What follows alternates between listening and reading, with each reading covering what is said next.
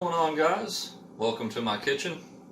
I got myself a coffee here, and we're going to be going over the Boba Fett suit. And I've been working on this thing, or I worked on this thing for over a year, piece at a time, and finally finished. And it was like one of those moments where it was, I was glad that it was over. Because it had taken so long that I got kind of tired of looking at it. But so I'm going to go over what everything is made of, where I purchased certain things at, what I did to them, how I made them look the way they look, the paint I used, the plastic I used to 3D print everything, and just go through some details, make a little fun video. This is my Halloween costume this year, and at the end of the video I'll put a little demo clip of me wearing the suit along with some pictures. Takes about 10-15 minutes to suit up. It's multiple layers of the suit that I have to put on in order for it to work, and it requires my wife to help me put it on. So get yourself a chair and relax, and we'll have us a fun little video here. Okay, so we'll start out talking about the helmet. It's the main piece of the build here, and everything in this build that is 3D printed is a mixture, because this was many pieces. It's a mixture of Hatchbox PLA and Overture Eco PLA. And I found out about the Overture PLA from Goodwill. A local Goodwill, oddly enough, had a used roll, and I tried it out. It was pretty awesome, so I went on Amazon and found it. Found out that it was a pretty cheap PLA, so I went with that for most of this build. The Hatchbox only was probably about 20% of what you see here. The rest of it was Overture. But this helmet was printed in 9 pieces, and it was glued together with 2-part epoxy and covered with primer, and then painted with acrylic paints. And the acrylic paints I used are Folk Art and Apple Barrel. And the main colors, the red, the green, this green, and this green, yes, it's 3 different greens, were spray paints from Walmart, Rust-Oleum, I believe, that bonds to plastic. The red I got gloss, and the rest I got matte. The gloss kind of pops, and I liked how that looked. That gets to my next point. This is not a perfect replica suit. This is a pretty faithful take on the Boba Fett suit. The scratches and dents and weathering I've done are not movie match perfect. It's just I tried to make it look realistic. I took artistic liberties, and I stuck with the correct colors, but little details like the scratches and the exact designs and replica locations, or not replica but decal locations, are pretty close on, but it's not going to be a perfect replica of the original Book of Boba Fett version. All the colors and everything are as close as I could have got them, but stuff like the scratches, dents, little details, positioning of certain parts are going to be different. So this is, like I said, 9 parts printed. All of this was printed on 0.2 millimeter layer height, and basically the spray paint on top of the primer, and then the detailed weathering was done. This was done by melting this with my wood burner to make it look like the dent that's famous in all of the Boba Fett helmets. This is a welding visor that I purchased, and then I cut into a T shape to put inside the mask. It's held in by metal tape, as you can see. There's some of the original colors. I did not paint or fancy up the inside at all. It's wearable. It's pretty comfortable. The shape of the helmet itself, I don't have to put any padding in it or anything when I wear this. And some of the detailing I did with Posca markers, things like decals and little grabbles like this, are done with Posca markers. Actually, 4 greens. This is also a different color green. And you can't tell by looking at it. This is not just shadow under here. This is actually a darker green to force the eye to think that that is a shadow. Looks pretty cool. And this is like a mintish, lighter color green. And then we've got our orange stripes up here that were done with Posca markers. The visor actually has glass in it here. You can't really tell that much though, and I went with just a simple black and silver for this. It does not function. As of now, I can modify it to function at a later date if I choose, but for now it's glued into place up here. So that's the helmet. It's true to size. I can put this on. You have to put it on sideways and then rotate it at the bridge of your nose to clear the cheekbones, and then that's what it looks like. So, and then to take it off, you just do that in reverse. You have to rotate it and pull it straight off. It took me a little while to figure that out, because if you try to put this on, as you can imagine, these sunk in cheek sections try to catch on your cheekbones, and then it gets stuck. So you have to put it on with your nose going up the area that is more open, and then twist once you get past these flares. That's my method anyway. So that is the helmet. These are the gauntlets. We'll talk about the right gauntlet first.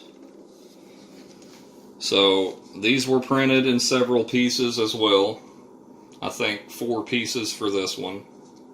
I had to scale all of this to fit my body. It wasn't as easy as just hitting print.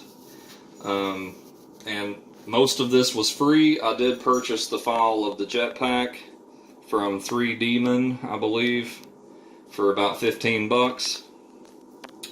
So, these are like vacuum tubes that I found on Amazon. They're heavy duty rubber, and I split the end of them and put them over the 3D print and actually screwed them in to the 3D print and pre-drilled the holes so it wouldn't split.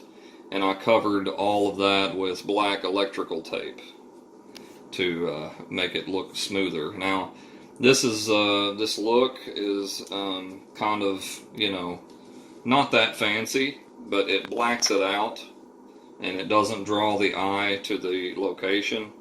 And to be fair, the original Boba Fett suit actually used duct tape to connect these tubes to the gauntlet. So this isn't far from what some of the things that they did to shoot the actual movies. So it got the red treatment like the face mask, the front of the mask there did, the same red paint, and then silver is what I used on like the corners and edges to show that paint has been blown off, scratched off, etc. You've got the 4 darts here that were printed separately and glued in place. And this simply goes into my sleeve when I'm wearing it. You can see that it slides onto my arm like so, and it would go up through my sleeve if I was wearing the suit. You guys will see it in the video. And these bend with my arm, as you can tell. As I'm wearing the suit, it has no trouble bending back and forth. Now, in some shots and some versions of Boba Fett, which there are many, the tubes are different colors. The colors are different shades. It changes, and sometimes it changes in the same show or the same movie multiple times. And the color variations of the pieces and the shapes and sizes vary also from film to film. I upscaled everything, especially the gauntlets. I made them larger than what a lot of cosplays I've seen have, because I wanted more of the details to show. I wanted them to kind of be a pronounced feature.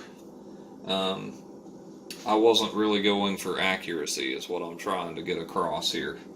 But so this was the right gauntlet, and this one's the left one. This one is an interesting piece because these buttons are made from clay that we oven hardened, and this grable here is made from clay that was also oven hardened and painted. Everything else here was a little dusty. Everything else here was 3D printed, glued together, and painted. This one goes on this hand. You can see it gives me room to bend my arm. When I had to make this one loose because the way that it's so long, it has to come up on my arm, and when it's up there, it tends to spin. But when I have the multiple layers on, it takes up the spare space. So also the weathering, the same damage and weathering I did on the helmet echoes throughout the rest of the parts. So for the main armor pieces, we've got these, and the decal here was done with paintbrush and Posca marker mix, and I liked kind of how it crackled. I left it that way. When the Posca paint dried on top of the spray paint, it kind of had that crackle effect. So we've got these two pieces, and then the stomach piece. And these files I used had already damaged dents in the actual file, so I highlighted those with the damage to the paint. The collar piece is actually two separate pieces here, and I spaced these out to give my neck more space, and the space is covered with the scarf, so you can never see this space when I'm wearing it. I also heated these and bent them to the contour of my shoulders after I printed them. I hit them with a heat gun and bent them to the shape of my own shoulders. I also did that to the stomach piece. Okay, here's the Iron Heart.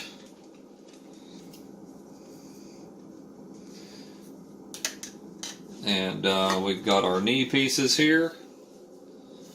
And I forgot to show on these pieces what the Velcro looks like.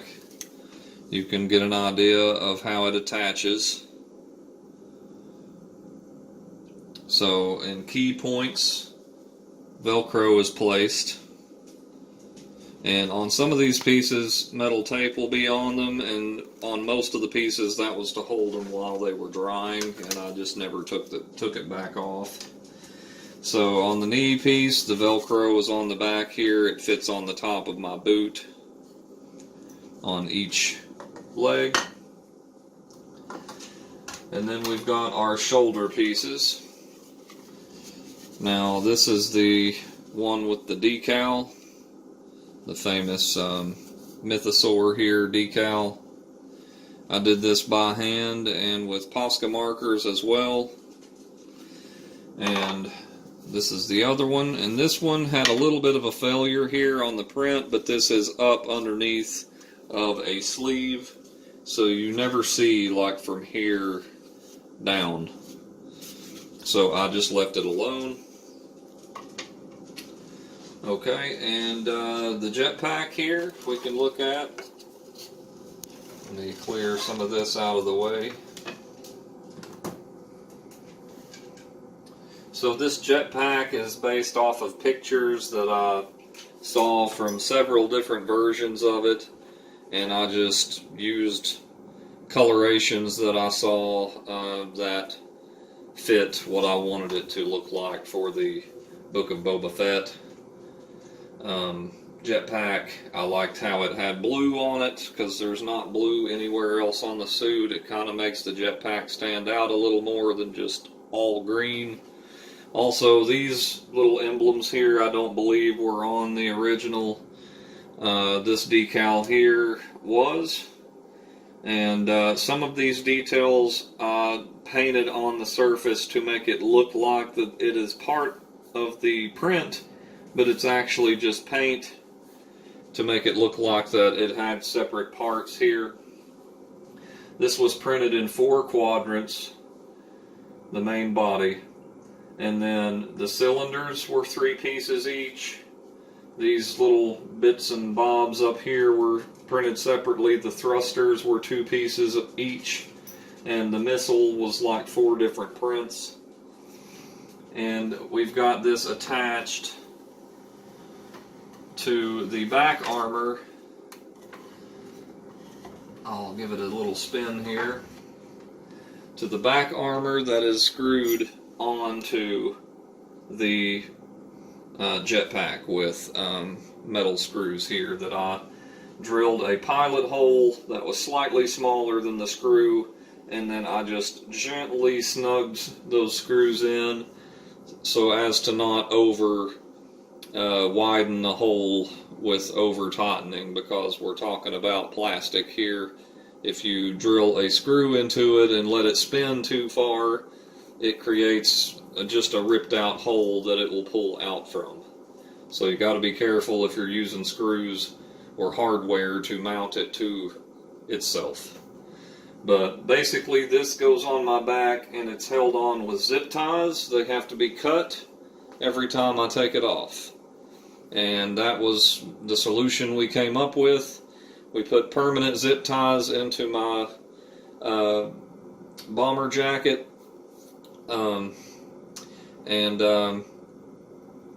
The zip ties run through these holes. There's 2 on each side that attach to the zip ties on the jacket, and it hangs from my shoulders in that way. Nothing down here is attached to my body. It's just attached to my shoulders on both sides, and it bears the weight. This back armor piece was printed in like 6 sections and then glued together as a big sheet. And then I made sure to put the screws in strategic locations to ensure that each piece was supported in case of a critical failure, so that the jetpack would not hit the ground and be ruined in the middle of me trying to wear it. So we've got our rifle here, our rifle blaster, and these are very quickly roughed in here to look dirty, well used, and look pretty good from a, standing away distance, 2 to 3 feet. But a lot more detail could be added to these, but I stopped here. Halloween is in about a week. I could make adjustments to this suit in the future. But the guns, basically this rifle here was 2 prints. 1 print here, here's the seam in the 2nd print, and these got primered, and then brown silver paint on top of the primer, and then I took Reaper miniature paint wash you know, for like Warhammer 40K figures. And I treated the whole thing with the wash, and I made it look like a little bit of wood grain and dirt back here. And it kind of made it grungy and realistic and believable looking. I liked the final look that it has. And the same treatment went to the side arm.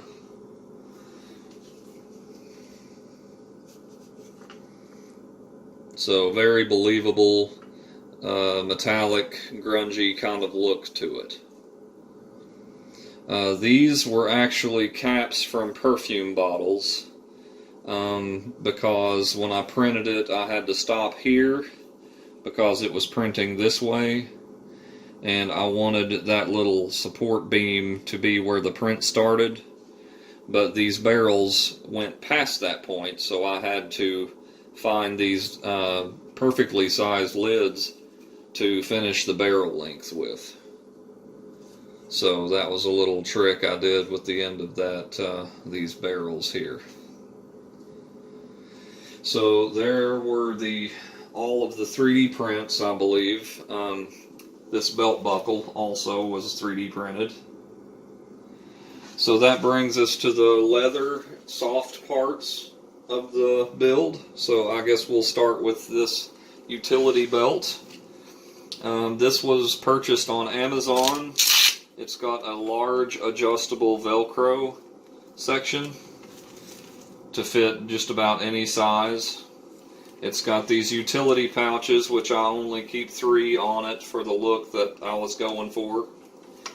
And this I made out of actual cowhide leather that I had from my knife making materials.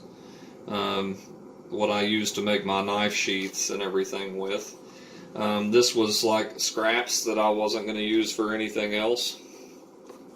And I riveted all of them together with brass rivets instead of using like leather thread or anything like traditional sheaths would be made out of.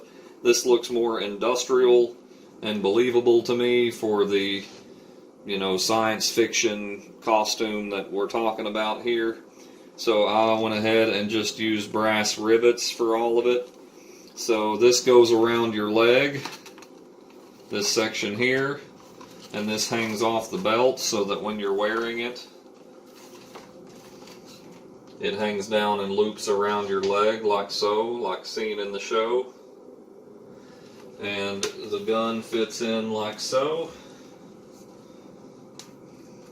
And I hang the trigger off the top, and that gives it the right angle and appearance that I was looking for. You can see the gun sticking out of the bottom and the gun sticking out of the top, and you can see the gun through part of the holster where I made it a non-hole holster. It's got sections that you can see through it there. So this whole holster was a stylistic kind of artistic liberty type design. This is not accurate. It does not look like this on any of the shows or movies, but it has the overall look and appearance that I was going for. It's got the leg loop, the color, which I used boiled linseed oil to achieve this weathered kind of regular light brown color here that you see. So that's that. That is the belt and the holster.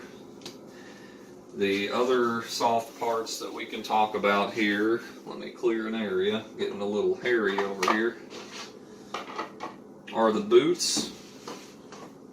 And these are just your run-of-the-mill cosplay faux leather boots from Amazon. I believe they're sold for like pirate outfits or, you know, anything that a long leather boot would be needed for. It's just a general costume style boot, but it's been modified to look like it has boot covers. This slider portion was painted. The toe was left the original color. the tops fold down, and the knee pads are attached with Velcro, and that's where they attach at. So that's how the boots were created for the look that we were looking for, which that was apple barrel paint as well, the acrylic, and it surprisingly sticks well to the faux leather.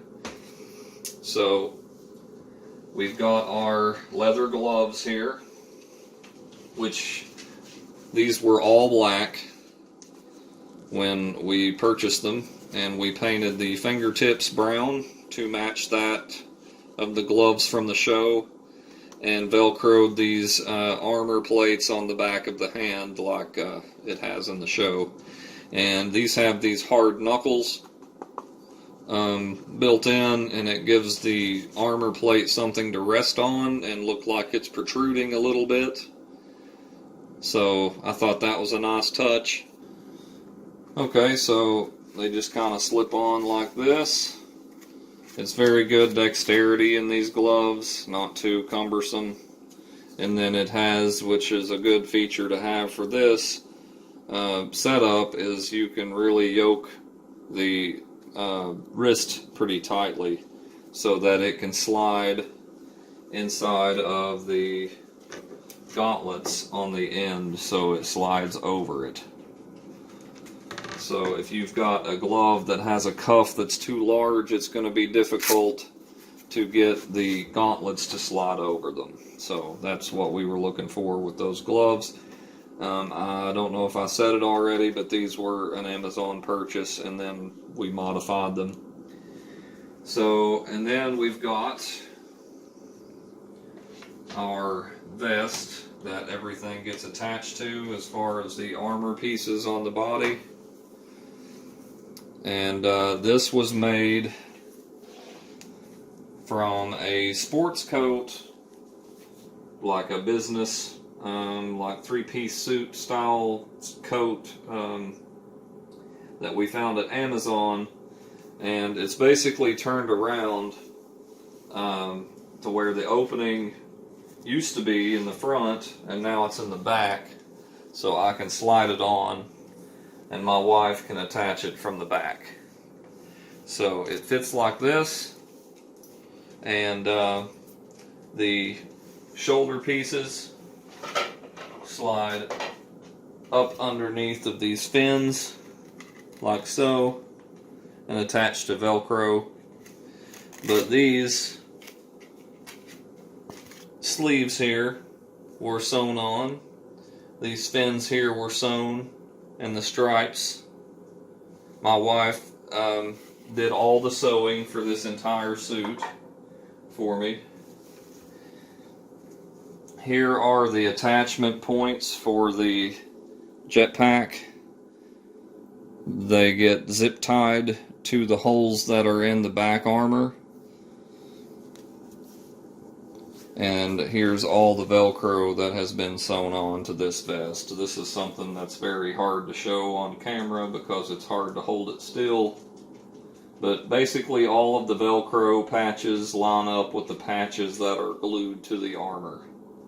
And that's how I attach everything.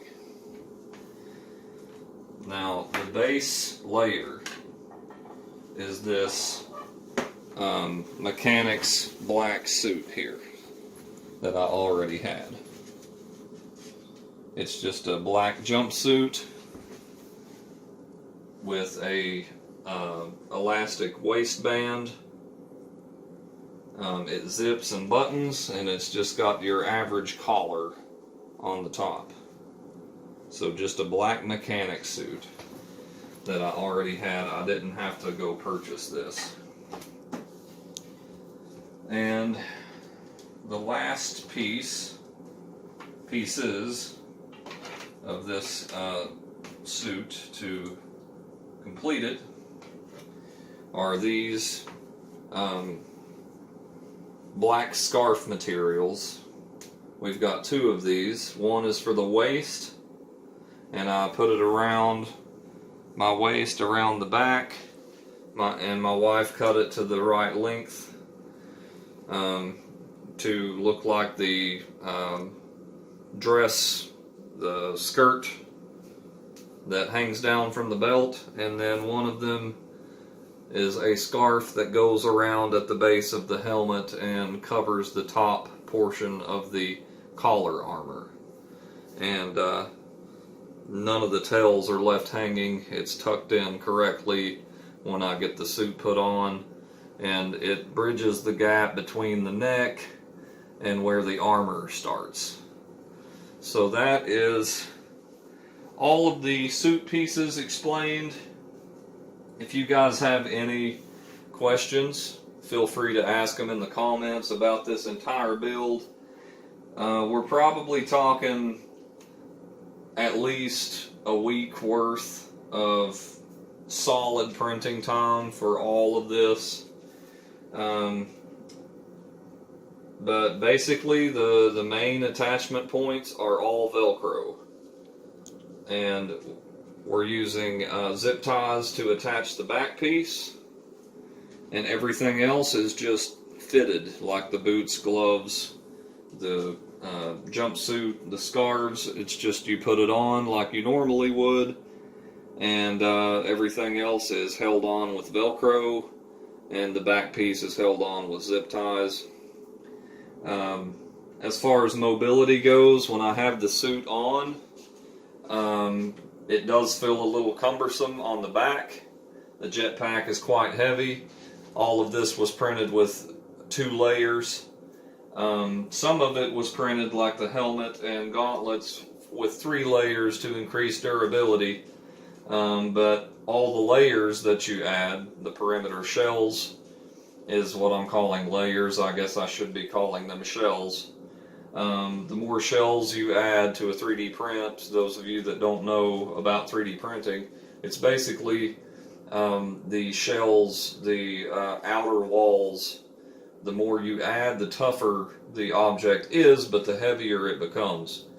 And also the infill varies from piece to piece, but I stuck around 20-ish% for all of it. Some of it's 15, some of it I think is 25 or 30. This project went on for so long between the parts I was printing that the printing methods themselves changed quite a bit as I was printing it. So there was a lot of tailoring, a lot of sewing, there was leather work, 3D printing, a lot of hand painting, spray painting, gluing, bondoing. The Bondo was basically for the seams in the helmet and all of the parts where the seams connect between 2 parts that you're joining together. There will be a seam. If you just paint it without putting Bondo over the seams, you'll see the seam after it's painted. So Bondo was a big step. It took a lot of time to do all of the seams, because that helmet would look like when you cut a pizza, you could see all of the different parts if I didn't Bondo it. And once you sand that down and paint it, you can no longer see the seams as badly. You can see them still on some of this stuff, but you can also see on pieces like the armor, you can see the lines from where I printed it, and I didn't mind that. I thought because it looks uniform that it looks pretty good. But if you wanted to get rid of that completely, you could cover it with XTC 3D or a coating. You could cover it with more layers of primer.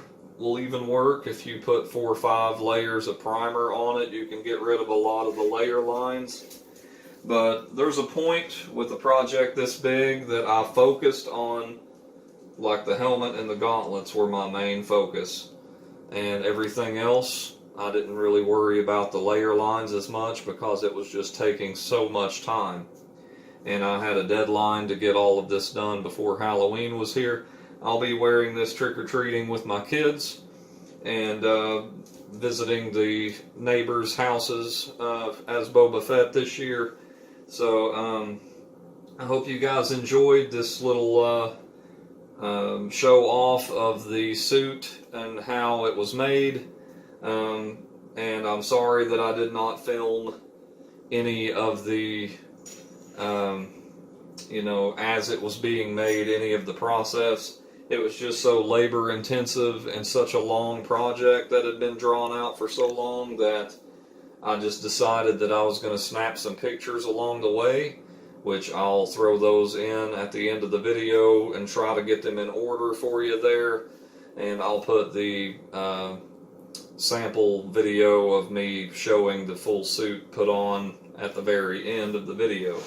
But thank you guys for watching. Hopefully more videos coming at you pretty soon. I haven't been super active on the channel lately. We've added some farm animals to our farm. Projects like this have been taking a lot of my spare time. I 3D printed a lot of my kids' costume parts this year. Just a lot of projects happening, but hope you guys enjoyed, and I'll catch you next time.